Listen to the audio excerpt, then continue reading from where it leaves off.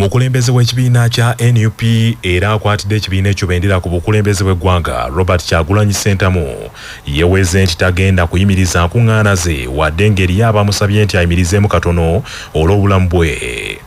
Kyagulanyi Robert Ssentamu okwogera bino asinzidde Kalambi Bwera ku nsalo ya Uganda ne Congo n'ategeeza nti wadde nga atambulira mu mbeera ey'okusomoozebwa olw'abantu bagamba nti bamusindikiddwamu okumukozesa ensobi kino tekigenda kumulobera ku kuyega bannayuganda okumuwa akalulu. Robert Kyagulanyi Ssentamu ategeezezza abantu b'e Bwera nti waliwo ne banne abamuwadde amagezi nti kakuyega asooke amunoonyezeeko ku mitimbagano oba asooke amukolere ku mitimbagano olw'obulamu bwe naye yeerayiridde nti kino kikafuuwe. Batutochalenga zengenda okugenda okwebaka mwapeddemu amaanyi abantu abamu bakubira essimu bagamba Bobi your life in danger oba bireke oba campaigning ku social media abantu message bagifunye lekeraawo naye bwe ndowooza ku bantu nga mwe ne ngamba nja kutuukayo ensonga lwaki makinga sure nti ntuuka wano njagala mundabeko nange mbalabeko mumanye nti saapowa nammwe temupowa buli omu awamu n'amaanyi buli omu abeere inspiration ya munne buli omu abeere engine ya munne buli omu abeere mafuta ga munne banange tugenda kutuuka gye tulaga. Kyagulanyi Ssentamu alabudde abalowooza nti ebyobufuzi tebibakwatako agambye nti bano tebannazuukuka era tebannategeera nti ebyobufuzi bye bisalawo ku buli kimu. Okumala emyaka mingi bali batugamba anobe mu bya politics abya politics byabali ekigambo politics kijjeewo otekewo life. Politics is life. Obulamu bwo bwonna oba omwanawo agenda ku ssomero batagenda ku ssomero politics yesalawo oba mulina eddagala malwaliro oba temulina ddagala mu ddwaliro politics yasalawo oluguudo lw'obeera okufaanana bwe ruti sente meka z'olina mu nsawo politics yasalawo bano abantu betulonda ne bagenda mu parliament abantu gwe mulonda n'atuuka pulezidenti yasalawo obulamu bwammwe bwe bubeera.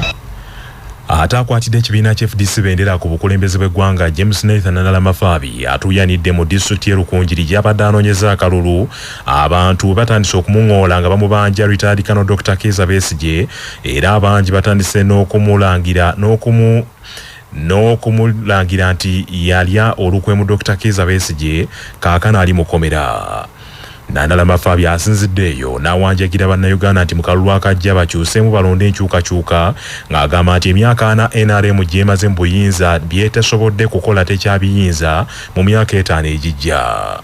Mafabi agambye nti ekikwasa ennaku bannayuganda abasinga obungi kati amabanja ge gababeezaawo mu bulamu bwabwe olw'abamanerenda ababasindikibwamu mu bitundu by'eggwanga eby'enjawulo n'agamba nti singa atuuka mu buyinza bino byonna agenda kubiyimiriza. Byefuna togola bali manifesto begamba tulongoza byefuna tuwene kasente muki mu nsawo tubasaba nti mutuwe obwetuti bwammwe tutuuse Uganda abannayuganda bave mu gwavu bagende waggulu wetwogerera wano Gibson bamanerenda batudde wano buli kaseera bwe akasente katono bateekako amagoba mangi mwe mukolera abamanerenda nga muwuta wansi bwe bagenda Ate ye Ssaabakunzi w'ekibiina kya NRM Rosemary Nansubuga Sseninde asinkanye abakulembeze b'ekibiina ekyo mu disitulikiti y'e Mubende okubalungamya ku ngeri gye bagenda okweteekerateekeramu okukyaza Pulezidenti Yoweri Museveni akutte bendera y'ekibiina. Mu nsisinkano eno Nansubuga Sseninde akubiriza abakulembeze b'e NRM banyweze emirandira gy'ekibiina ekyo nga bakunga abantu bajje mu bungi okwaniriza Pulezidenti Museveni. Rosemary Nansubuga Sseninde asabye abalonzi n'abantu mu disitulikiti y'e Mubende nti bajje mu bungi okwaniriza Pulezidenti Museveni bw'anaaba atandise olugendo lwe olw'okutalaaga ebbendobendo lya Buganda.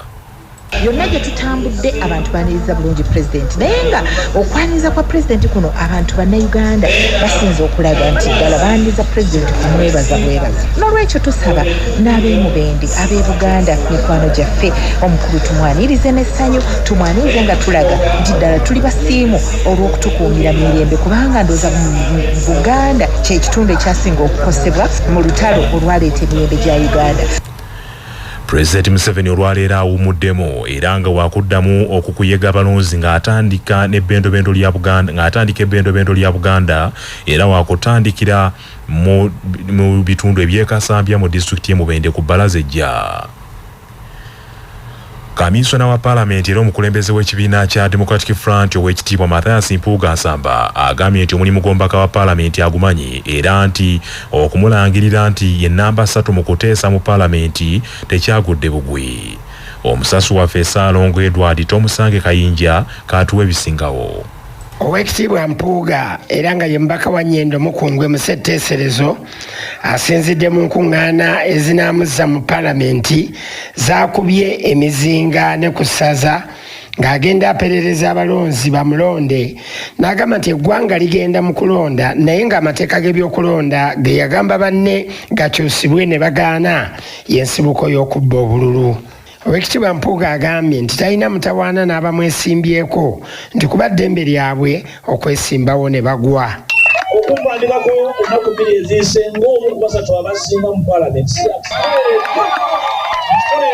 ebbanga lyonna nga neeteekateeka nga bwe mba ngenze okubakiikirira sigenda bwegenze kusiba ttaayi ngenda nga ngenze waliwo ensonga y'abataka oyinza okuba nga tonjagala naye n'atanjagala akyanneetaaga mu kunneetaaga muyinja okukolera ebinene by'onoofunamu eggwanga liganyulwemu. Owekitiibwa Mulindwa Michael Nakumusana meeya wa divisioni ya Nnyendo Mukungwe nga kati yeegwanyiza ekya meeya w'ekibuga Masaka asabye abalonzi mu kibuga Masaka obuteggyako golodi ababaka baabwe ab'ekibuga Masaka abasatu Owekitiibwa Mathias Mpuuga Nsamba, Dr. Abed Bwanika ne Juliet Kakande olw'ebyo bye bakoze mu kibuga Masaka okufaanana nga bwe kiri kati wadde waliwo abeetuuma emirimu ababaka bano gye bakoze omuli enguudo, ettaala, Seed School, amasomero ge basakidde ensimbi okugaddaabiriza omuli erya Kaddugala Muslim Secondary School, Kijjabwemi Secondary School, Kayunga Secondary School n'amalala n'asuubiza okuuma ettaka ly'ekibuga lyagambye tiriri mu kubbibwa. Batubeeredde kya muwendo nnyo. Ekibuga kino mulaba kikula abamu temumanyi lwaki kikula.